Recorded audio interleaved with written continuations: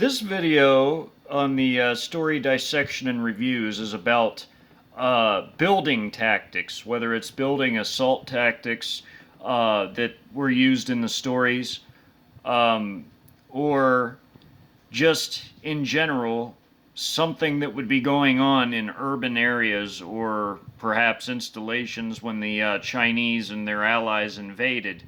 Here you see an example of several different ways this building is being cleared. Outside, we have a squad in a wedge formation proceeding towards the building, and as they proceed at the building, they stack along the wall of the building and gain entry through the bottom windows here. That's one way they can gain entry. Now, here you have a IFV or an APC, and you have a rolling T formation as the troops leave out the back door of it and head toward the main entrance. That's another way. And then you have this squad here throwing a grappling hook onto a second floor, as well as grenades. They would be deploying hand grenades first to clear that room before they threw their grappling hook to get up to the second floor. You also have here a Z-20 utility helicopter landing a squad onto the roof, and they can either go down through that door or they can rappel down into the window and smash through it that way. There's multiple ways they can do it, as you can see. I've showed you some different examples of ways they gain entry. Now, when these forces move, I'm not the best artist, but I created an artist rendition of a high-low type of tactical maneuver. Now, what a high-low is you have a stack team or a squad, and it could be when they're moving through a street, like I have here, or in a hallway. It's the same concept both ways. What happens here on a high-low is you have the number 1 and number 2 man, and they both turn round the corner at the exact same time. This guy is crouched down on his knees, and he is aiming at this direction, and the guy behind him with his weapon at the low ready, it's not pointing at him because he's not going to flag him, of course. It's canted off to the side of him. But they both round the corner at the same time and take a different end of the hall or street. While they do that, the number 3 and number 4 man run across the street and take up positions, and they do the same thing on this side, and then these guys run across. That is how they cross intersecting hallways or streets. And that is how you get the whole squad across, because once these guys go across and set up here and then do a high-low returning fire here or watching this sector, these guys, the number 1 and number 2 man who did the original high-low, can then cross the street and retake their positions. And they can continue proceeding wherever they're going. Now, I am going to show you the first floor. We're going to take a look at this scenario right here, this group that breaks in here, and how they clear the first floor of this building. Now, you see this squad is divided in two. They each entered a room after either shooting out or smashing through the windows. And you see how they go from room to room. What happens is that 4 men enter. They each take a corner. They run through. It's a very fast thing when you're doing room clearings. You literally run to your corner, your designated corner, and then you do your room sweeps once you make it to your corner.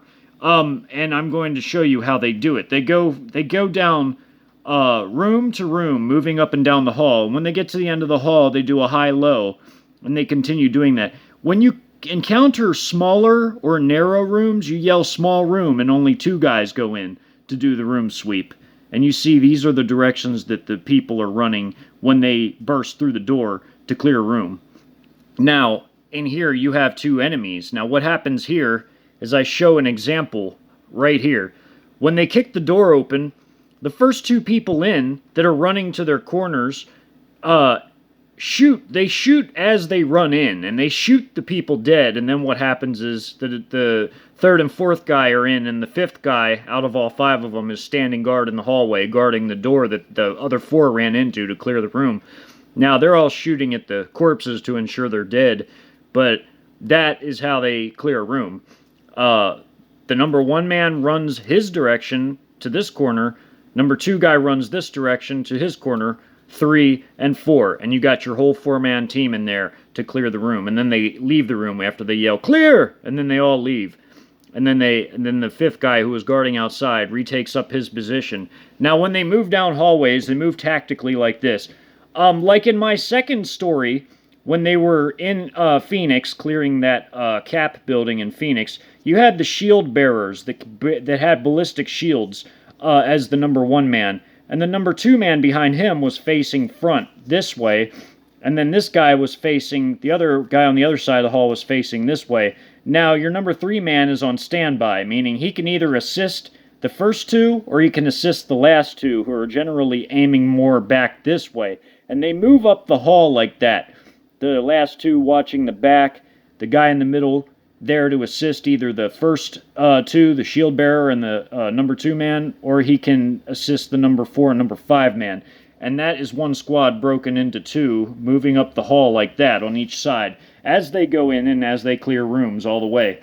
Now, I'm going to show you this. I'm going to show you this part here, where this squad is using grappling hooks. Now, what happens here is they shoot out the window, they toss in 2 hand grenades, grenades blast. As you can see, these 2 enemies in here are making a break for it. They try to run out the door. Maybe the grenade gets them, maybe it doesn't, but they try to run through to get out the door. That clears the way for them to throw their grappling hook and not have to worry about falling down, from an enemy pulling on it or showing up at the window, because, grenades just deployed. Now the first guy gets in, he runs to his corner, and he watches this way. The second guy gets in, runs to this corner, and he watches. Now everybody else can get in safely, and what they do is 5-man stack here, 5 stack here. And as you saw, this 5 runs to this side of the hall and does their stack team, and then this 5 runs out and is along this wall on this hallway.